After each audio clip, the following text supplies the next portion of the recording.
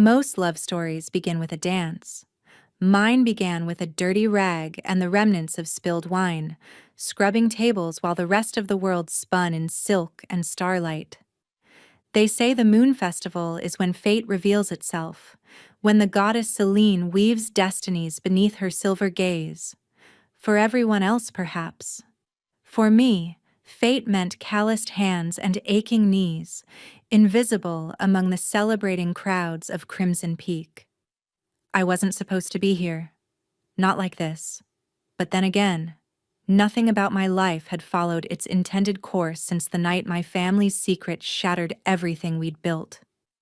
The grand ballroom of the Crimson Palace blazed with 1,000 lanterns, their golden light reflecting off jeweled masks and flowing gowns. The Moon Festival brought wolves from every corner of the realm to compete in the sacred trials, to forge alliances, and most importantly, to find their destined mates beneath the blessing of the full moon. I kept my head down, moving between abandoned tables like a ghost, collecting empty goblets and forgotten plates. My rough servant's dress marked me as furniture, necessary but unnoticed. The enchanted shackle around my ankle, hidden beneath my skirts, ensured I couldn't shift, couldn't run, couldn't be anything more than what Lord Aldrich had made me. His insurance policy. 3 years. 3 years since my uncle had discovered what my mother had hidden. That our bloodline carried the gift of moonsight, the ability to see through any deception, any lie, any enchantment. A power that hadn't manifested in generations until it blazed to life in my younger brother's eyes. The memory still burned. Aldrich's guards dragging 12-year-old Marcus away, my mother's screams, my father's blood pooling on marble floors when he tried to resist, and Aldrich's cold smile as he placed the binding on my ankle. "Your brother will compete in the trials," he had said. "He'll use his gift to ensure I win the crown.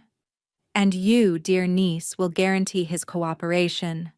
One word of defiance, one hint of rebellion, and this pretty shackle will tighten until your foot turns black and falls off. Then I'll start on your fingers." So Marcus competed, and I served. He lived in a gilded cage in the tower, and I scrubbed floors and polished silver, both of us bound by threats neither could escape.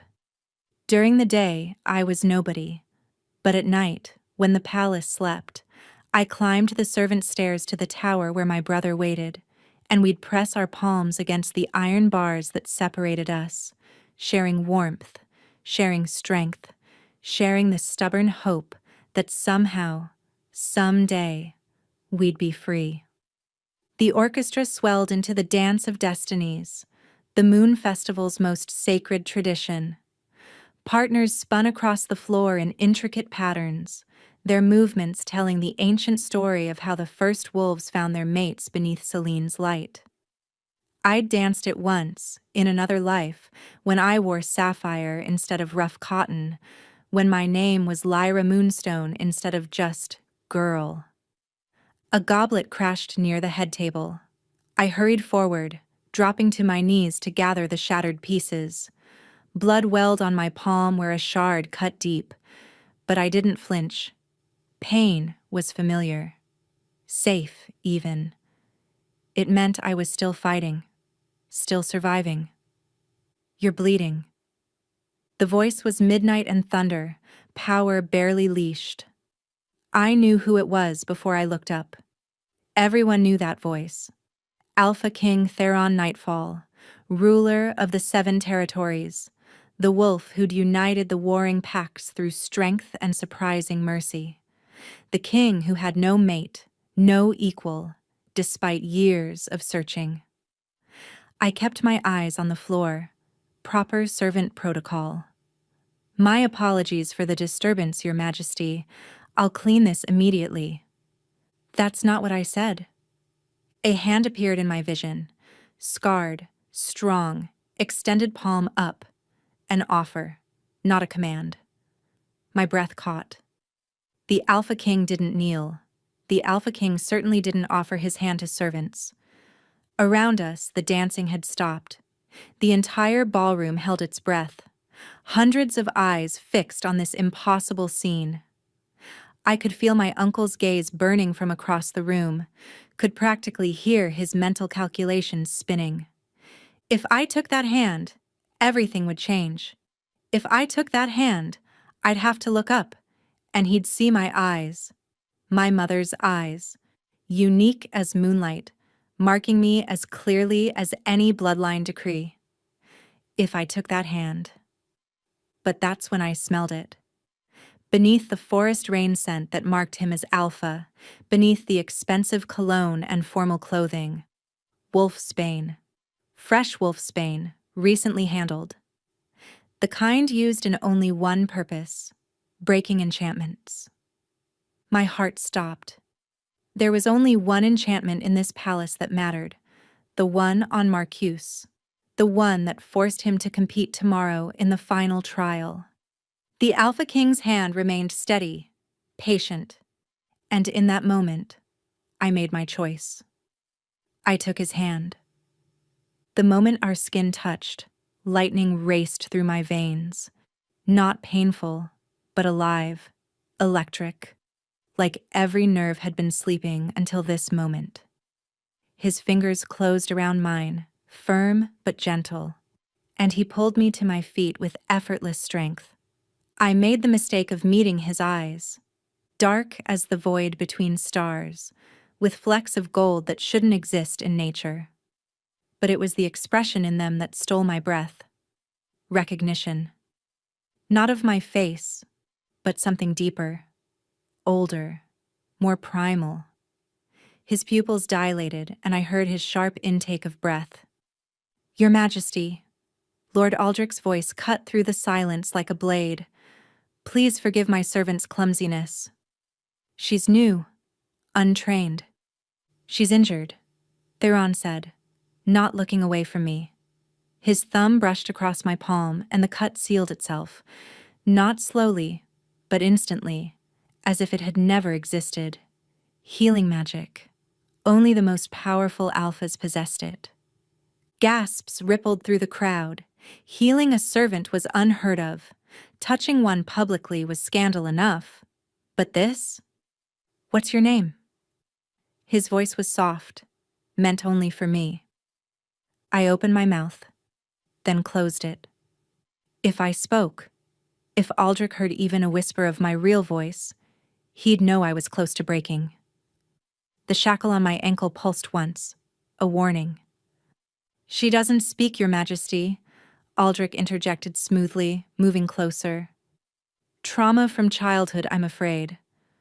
We keep her on out of charity. Liar. The word burned in my throat, but I swallowed it down. Theron's eyes narrowed slightly, and his grip on my hand tightened for just a moment before he released me. I see. He studied Aldrich with an intensity that made my uncle shift uncomfortably. And you are? Lord Aldrich of the Eastern Reaches, Your Majesty, honored to host tomorrow's final trial at my estate. Ah, yes, the trial. Theron's smile didn't reach his eyes. Your nephew competes, doesn't he? Marcus, I believe? My heart slammed against my ribs. He knew Marcus's name. Why would the Alpha King know the name of one competitor among dozens? Indeed, Your Majesty. The boy shows promise. More than promise, from what I've heard. Theron accepted a goblet from a passing servant, though his attention never left Aldrich. They say he has a gift. Something about seeing truth? The blood drained from my uncle's face. Rumors, Your Majesty. Nothing more. Perhaps. Theron took a sip of wine. I should like to meet him before tomorrow's trial. A private audience tonight? I'm afraid that's impossible. The competitors are in seclusion, preparing. Then after the trial, it wasn't a request. I'm particularly interested in gifts that involve truth.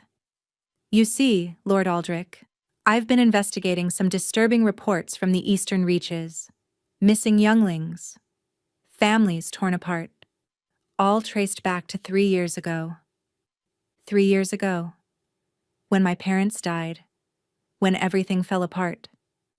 Aldrich's hand moved subtly to his hip, where a silver blade rested. Tragic times, Your Majesty. The border wars were brutal. There were no border wars in the eastern reaches 3 years ago. Theron's voice carried the weight of absolute authority. I would know. I ended them 5 years past. The tension crackled between them. Around us, nobles pretended to resume dancing, but everyone watched. Everyone listened. This was more entertainment than any moon festival had provided in years. You. Theron turned back to me suddenly. You'll serve at tomorrow's trial. Aldrich stepped forward. Your Majesty, she's needed here. Are you refusing a direct command from your king? The temperature in the room seemed to drop 10 degrees. Of course not, Your Majesty. Aldrich's jaw clenched. She'll be there. Theron stepped closer to me, close enough that his scent, forest after rain, deadly nightshade, and something uniquely him, wrapped around me like armor. Tomorrow, then, he said quietly, and there was a promise in those words that I didn't understand. As he walked away, the crowd parting before him like water, I caught a glimpse of something tucked into his belt. A sprig of wolfsbane, wrapped in silver thread. But not just any wolfsbane. The rare midnight variety that only grew in one place, the ruins of the Moonstone estate. My family's estate. My knees nearly buckled. He knew. Somehow, the Alpha King knew who I was. But if he knew, why hadn't he exposed me? Why heal my hand? Why insist I serve tomorrow? The shackle on my ankle burned suddenly, viciously. I bit my lip to keep from crying out. Across the room, Aldrich stood with his hand clenched around something in his pocket, the binding stone that controlled my shackle. His message was clear. Remember your place. Remember what I can do. But as I limped back to the servants' quarters that night, one thought consumed me. The Alpha King had touched my hand, and for the first time in 3 years, I'd felt like myself again. Tomorrow would change everything. The servants' quarters were silent when I returned, but I didn't go to my cot. Instead, I climbed the narrow stairs hidden behind a false panel, the ones that led to Marcus's tower prison. My ankle throbbed with each step, Aldrich's punishment for drawing the Alpha King's attention. Marcus was waiting at the bars, his young face gaunt from 3 years of captivity. At 15, he should have been training with other young wolves, learning to hunt, to fight, to laugh. Instead, his unusual violet eyes that could pierce any illusion, stared at me with too much wisdom. Lyra, he whispered, using my real name only when we were alone. Something's different. Your scent. I pressed my palm against his through the bars. The Alpha King touched me. His eyes widened. The prophecy. Mother used to speak of it, when an Alpha's healing touch awakens. Shh. I glanced around nervously. Even here, Aldrich had ways of listening. Marcus, he had wolfsbane, the midnight variety from our estate. That's impossible. Aldrich burned everything. I know what I saw. I pulled out a small bundle from my apron, bread and cheese I'd saved from the feast. As he ate, I told him everything. Theron's questions, his knowledge of the eastern reaches, his insistence that I serve tomorrow. Marcus was quiet for a long moment. Then, Lyra, I've been seeing things, visions, during the trials. My blood chilled. What kind of visions? The truth beneath truth. Not just lies, but layers. Tomorrow's trial, there's something wrong with it. The challenge isn't what Aldrich claims, and there's a woman, pale-haired, beautiful. She's been watching me, but no one else seems to see her. Pale-haired. My mother had pale hair before she died. Marcus dash dash. Footsteps echoed in the corridor below. We both froze. I recognized the heavy tread. Aldrich's enforcer, Garrett. Go, Marcus hissed. If they find you here... I squeezed his fingers once more and fled down the opposite stairway, one that led to the old wing of the palace. But instead of returning to safety, I found myself in a corridor I'd never seen before, despite 3 years of cleaning these halls. Moonlight streamed through tall windows, illuminating portraits of wolves I didn't recognize. No, wait. I did recognize one. The woman in the centermost painting had my mother's face, but younger, wearing a crown of silver leaves. You shouldn't be here. I spun around. A woman stood in the shadows, pale-haired and ethereal, exactly as Marcus had described. But I could see through her slightly, as if she were made of moonlight itself. Who? I'm what remains of your mother's sister, your aunt, Celestia. She stepped forward, and I saw her eyes were the same unusual shade as mine. I've been waiting for you to find this place. Your mother's blood, our blood, it calls to these halls. You're dead. Aldrich said the entire Moonstone line was executed. My body died, but the Moon Festival has thinned the veil, and tomorrow's trial will tear it completely. Your uncle plans to use Marcus to expose every wolf with hidden power, to claim them all for himself. But there's something he doesn't know. She moved closer, and I felt warmth despite her translucent form. The Alpha King isn't here by chance. I've been sending him dreams for months. Dreams of you. My heart stopped. What? The mate bond, Lyra. It's been pulling him here, to you. He doesn't fully understand it yet, but his wolf does. That's why he touched you tonight. That's why he could heal you. True mates can break any binding, any curse, even the one on your ankle. I looked down at the shackle that had imprisoned me for 3 years, but if he tries to break it without the binding stone, it will kill me. Unless you complete the mate bond first. Celestia's form was fading as dawn approached. Tomorrow, during the trial, when the moon reaches its apex, you'll have one chance. But Lyra, her voice grew urgent. Aldrich has made a bargain with something dark. The woman he serves, she feeds on power, on gifts like Marcus's, like yours. My gift? But I don't. You do. It's why Aldrich keeps you close but bound. You have the complement to Marcus's sight.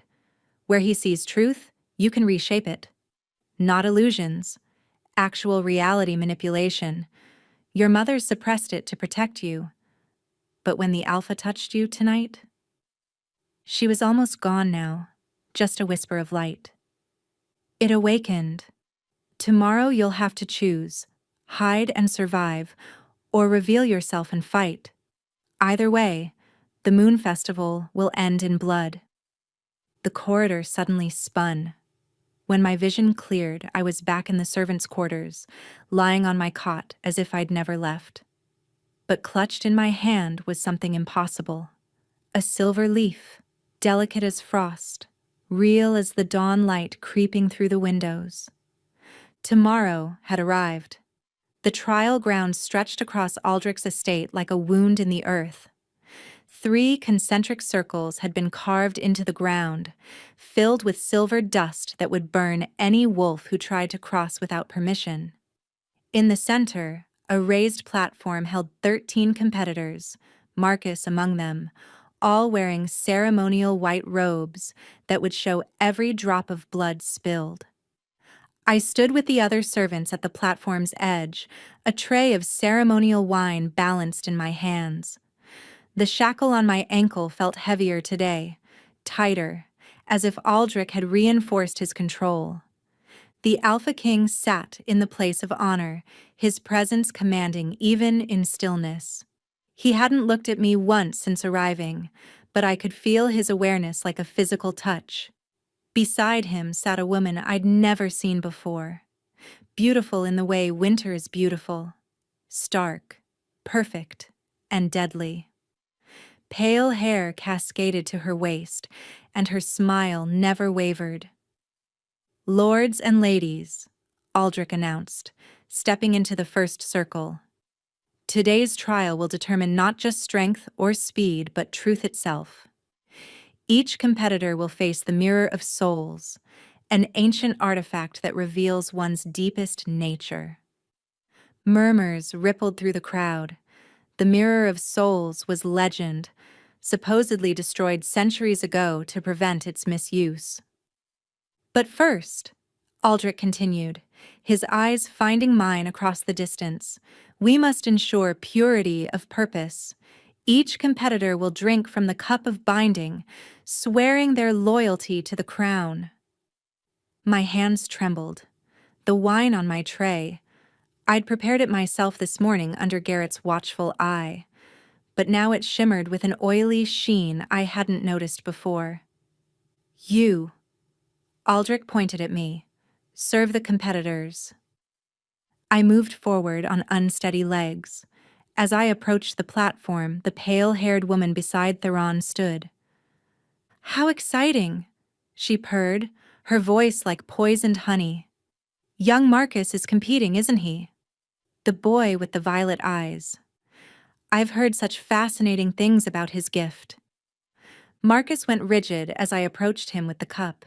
His eyes met mine, and I saw terror there. He'd seen something in a vision, something about this wine. I stumbled. The tray tipped, wine splashing across the platform. The liquid hissed where it hit the silver dust, releasing toxic smoke. Gasps and shouts erupted from the crowd. "Clumsy fool!" Aldrich snarled, starting forward. "Stop!" Theron's voice cut through the chaos. He was on his feet, his power rippling outward like a physical force.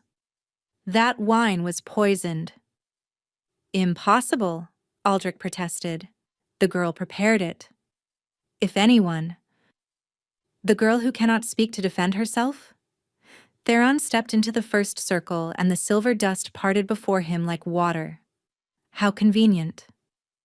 He approached me, and this time his eyes held mine with blazing intensity.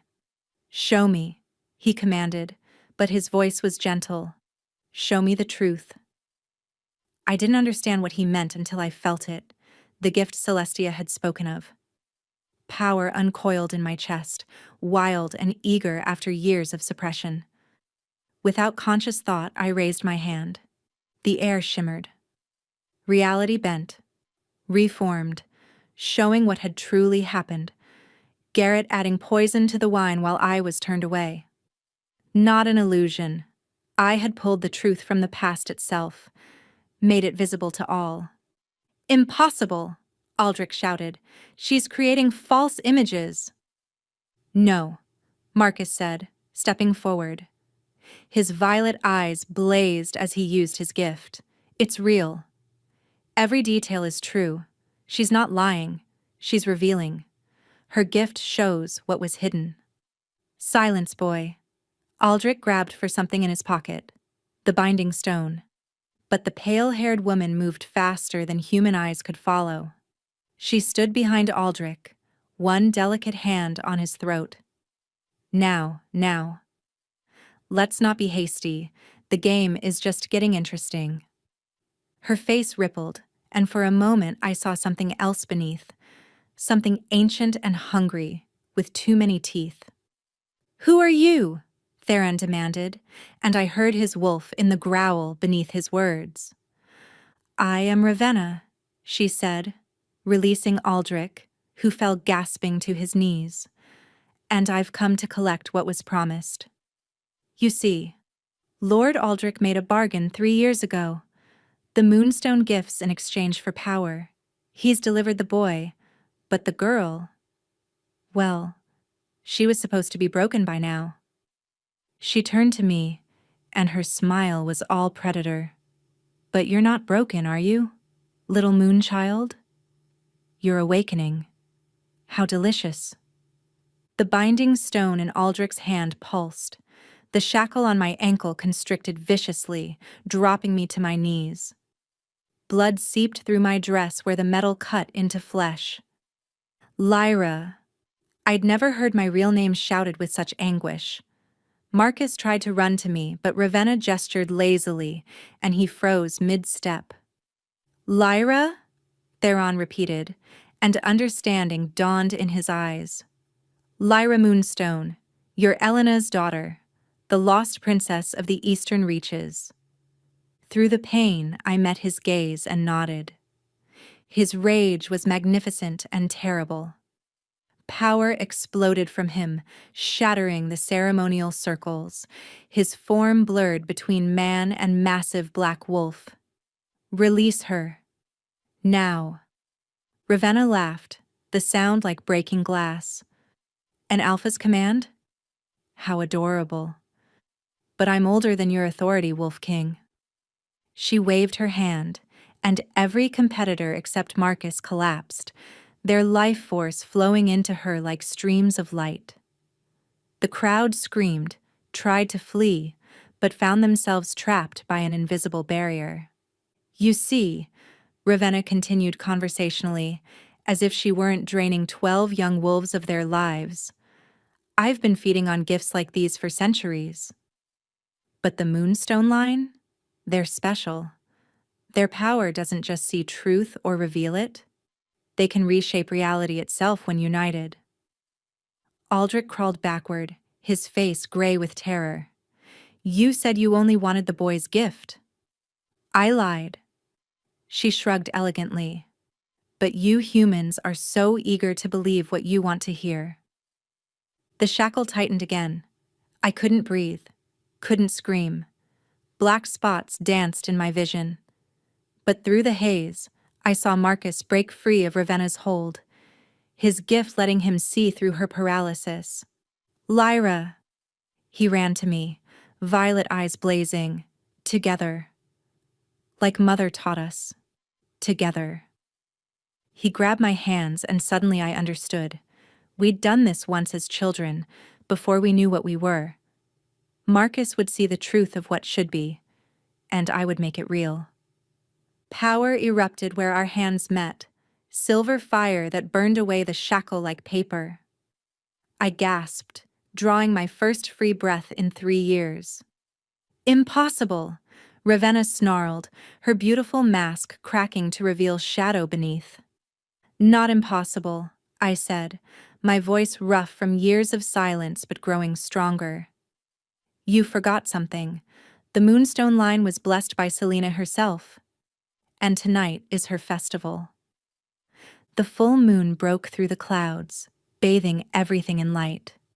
Where it touched me, my servant's dress transformed into armor of moonlight. Where it touched Marcus, his youth fell away, revealing the warrior he should have been. But Ravenna was old, powerful, fed by centuries of stolen gifts. She raised her hands, and darkness rose to meet our light. That's when Theron moved. Not as a king, not even as an alpha, but as my mate. He placed himself between us and Ravenna, taking the full force of her attack. Dark magic tore through him, and he dropped to one knee, blood streaming from countless wounds. No! The word ripped from my throat. Something inside me snapped. Not broke. Awakened. Fully. Completely. Violently awakened. I was no longer just Lyra Moonstone. I was my mother's daughter, my aunt's niece, heir to a line of women who had stood against darkness for 1,000 years. The moonlight didn't just touch me, it became me. You want to see power? I stood, pulling Marcus up with me. Then see it. Together, we reached for our gift. Not separately, but as one. Marcus's eyes blazed as he saw through every lie Ravenna had ever told herself, every illusion she used to maintain her form. And I took that truth and made it undeniable, reshaping reality to match what he saw. She screamed as her real form was revealed. Not beautiful, not terrible, just empty. A hungry void that had forgotten what it was to be whole. "You're not ancient," Marcus said, his young voice carrying absolute certainty. "You're just lost. You've been feeding on others because you can't remember who you were." "Stop," she whimpered, the first real emotion I'd heard from her. "Your name wasn't Ravenna," I said, weaving truth into reality with every word. "It was Luna.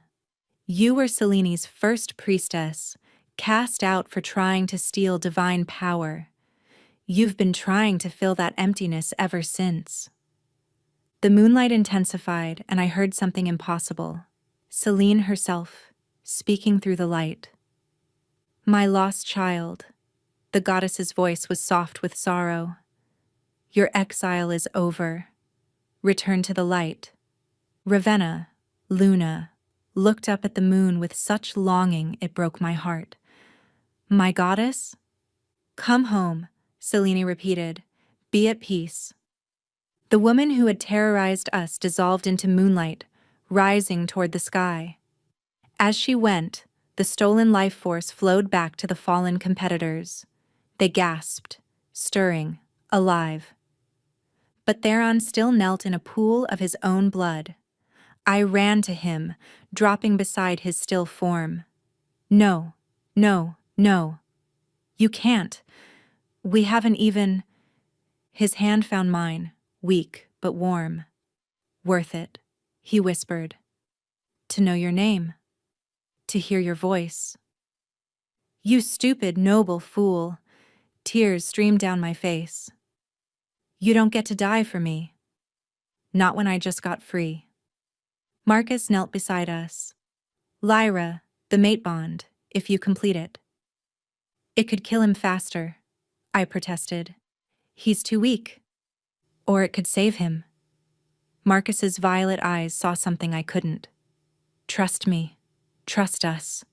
Trust the moon." The moon. I looked up at Selene's face, full and bright above us. "Please," I whispered. "Please." Then I leaned down and bit Theron's neck, right where it met his shoulder, marking him as mine. Power flowed between us, not violent or desperate, but warm, like coming home. His eyes flew open, fully black with gold stars scattered through them. Without hesitation, he surged up and returned the mark, his teeth finding the same spot on my neck. The bond exploded between us, visible to everyone, a thread of light that pulsed with moonlight connecting us absolutely. "Lyra," he breathed against my skin, "my moon." The crowd erupted in chaos, cheers, gasps, and shouted questions blending into a roar of sound, but I heard none of it.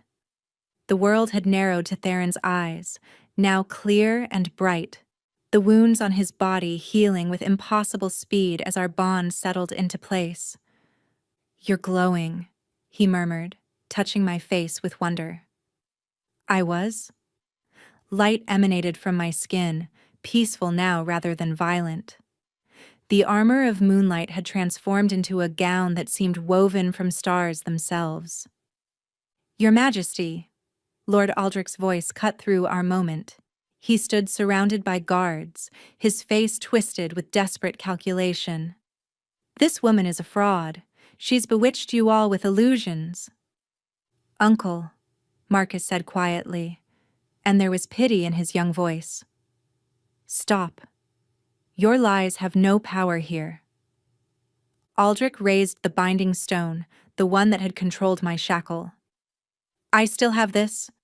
I can prove she's—" The stone crumbled to dust in his hand. He stared at it in horror. "The binding broke when the mate bond completed," I said, standing slowly, helping Theron to his feet. All your chains, all your threats, they're nothing now.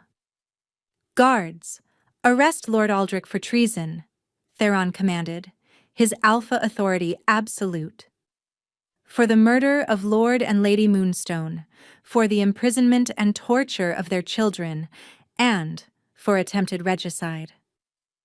As they dragged Aldrich away, he screamed about rights, about promises, about power. But power wasn't what he thought it was.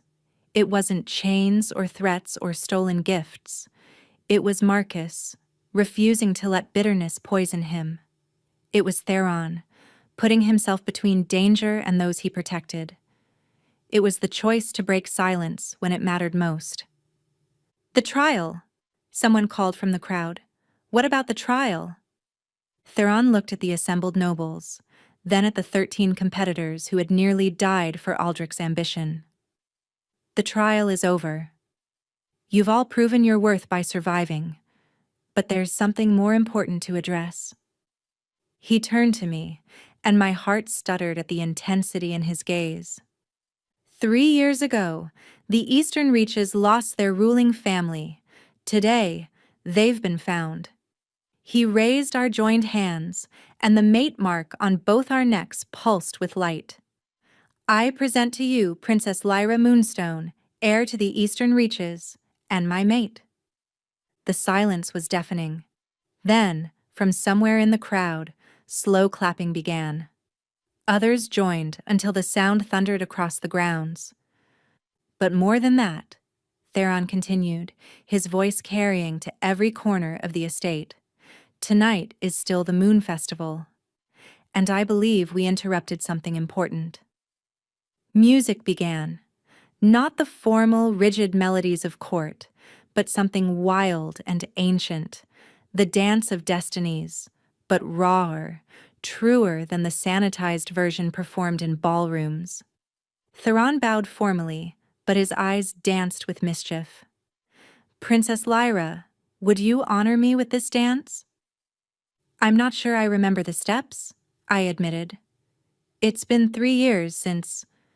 Then we'll make our own. He pulled me into his arms, and we moved. Not the careful, practiced steps I'd learned as a child, but something instinctive. Around us, others began to dance. Nobles and servants, competitors and spectators. All boundaries dissolved under Seleni's blessing. Marcus partnered with a young noblewoman who blushed prettily at his attention. The recovered competitors celebrated their survival with wild abandon. Even some of Aldrich's former guards, freed from his command, joined the celebration. I have a confession, Theron said as he spun me under his arm. I've been dreaming of you for months. A woman in the servant's clothes with unusual eyes, always cleaning, always silent, always just out of reach. My aunt, I explained. She sent you dreams to bring you here. No. He pulled me closer. She may have opened the door, but my wolf knew. From the moment I saw you at the feast, kneeling there with blood on your hands and defiance in your eyes, it knew. You knew who I was? I suspected. The wolfsbane from your family's estate confirmed it. But Lyra... He stopped dancing, cradling my face in his hands. I didn't care if you were a princess or a servant. I just needed you to be free to choose. And if I choose to return to the Eastern Reaches, to rebuild what Aldrich destroyed, then I'll help you rebuild. If you choose to stay here as my queen, I'll give you half my kingdom. If you choose to leave entirely. His voice caught. Then I'll let you go, though it would tear me apart. I stretched up on my toes, bringing my lips close to his ear. What if I choose all of it? Eastern Reaches restored but allied with your kingdom through our bond. What if I choose to be both princess and queen, to dance with you at every moon festival, to never be silent again? His arms tightened around me. Then I'd call myself the luckiest wolf alive. even though I spent 3 years cleaning tables? Especially because of that. He pressed his forehead to mine. You know what it means to serve, to sacrifice, to endure. Those aren't the qualities of just a princess. They're the qualities of a true queen.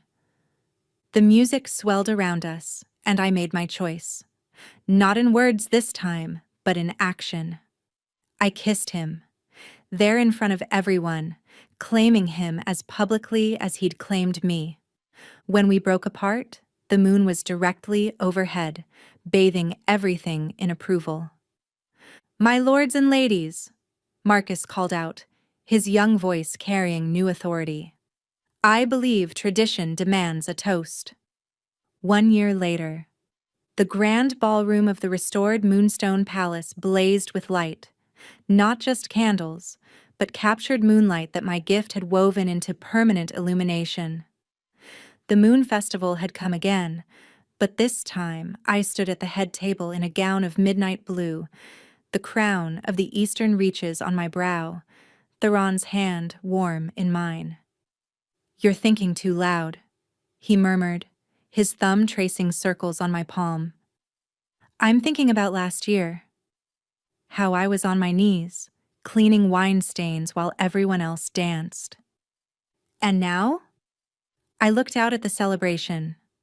Marcus stood with a group of young wolves, teaching them how to see through deceptions. Not as a weapon, but as protection against those who would harm them.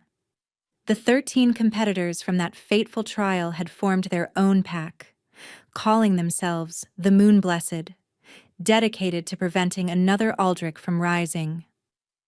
At the servants' entrance, I caught sight of a young girl in rough clothes, trying to remain invisible as she cleared plates. Her eyes held that familiar hollow look of someone carrying secrets too heavy for their years. Now, I said, standing and pulling Theron with me, I think it's time to break tradition again. We walked through the crowd, straight to the serving girl. She froze, terrified, probably thinking she'd done something wrong. I knelt before her, bringing myself to her eye level. What's your name? Her mouth opened, closed. No sound emerged. You don't have to speak, I said gently. I didn't for 3 years. But I want you to know, you're seen. You matter. And if you ever need help, if you're ever in trouble, you come to me. Tears spilled down her cheeks. She nodded frantically. Theron offered her his hand. Would you like to dance? Just one song. No one should have to only watch during the Moon Festival. Her eyes went wide with shock, but she took his hand. As the Alpha King led a servant girl onto the dance floor, the entire room took notice. But instead of scandal, I saw understanding dawn on faces. One by one, nobles began inviting servants to dance. The rigid boundaries that had defined the festival for centuries crumbled. You realize you just revolutionized centuries of tradition, Marcus said, appearing at my elbow with a grin. Good. Some traditions need revolutionizing. I watched Theron carefully guide the girl through the steps, his patience infinite. She was smiling now, really smiling, and I saw her mouth moving, not speaking yet, but trying. Maybe she never would. Or maybe, like me, she just needed time and a reason to break her silence. Your Majesty, Lord Garrett approached, not Aldrich's enforcer who had been imprisoned with him, but Theron's most trusted advisor. The Western Territories have requested an audience. There are rumors of another like Ravenna, someone stealing gifts. Tomorrow, I said firmly. Tonight is for dancing. As if summoned by my words, Theron returned, the serving girl scurrying back to her duties with stars in her eyes. May I? He bowed formally. You may. This time, when we danced, I wasn't cleaning tables while others celebrated. I wasn't silent while others laughed. I wasn't hidden while others shone. But I remembered her.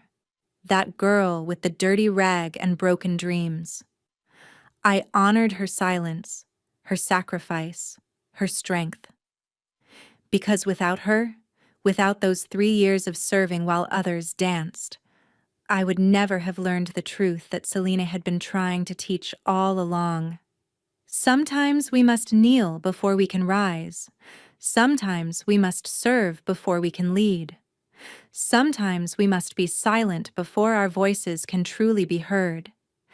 And sometimes, just sometimes, an alpha king will take the hand of a servant girl and change the world with a single dance. As Theron spun me under the moonlight, I caught my reflection in a silver mirror. For just a moment, I saw her, the girl I'd been, standing behind the woman I'd become. She was smiling, finally at peace. "What are you thinking now?" Theron asked, pulling me closer. "That every fairy tale needs its darkness to appreciate the light. Every voice needs silence to understand its power. And every love story," I stretched up to kiss him, "needs its beginning in the most unexpected places." Like a servant cleaning tables? Exactly like that. The moon rose full and bright above us, Celine's eternal blessing on those who understand that true power isn't in being served, but in knowing when to serve, when to stand, and when to dance. And we danced until dawn, no longer servant and king, but two souls who had found each other across silence and station, proving that the greatest magic isn't in spells or gifts or bloodlines. It's in the moment when someone sees you, truly sees you, and offers their hand anyway. They say the Moon Festival is when fate reveals itself, but I learned that fate isn't what happens to us. It's what we choose to do with the hand we're offered, even when that hand is extended across an impossible divide. Especially then.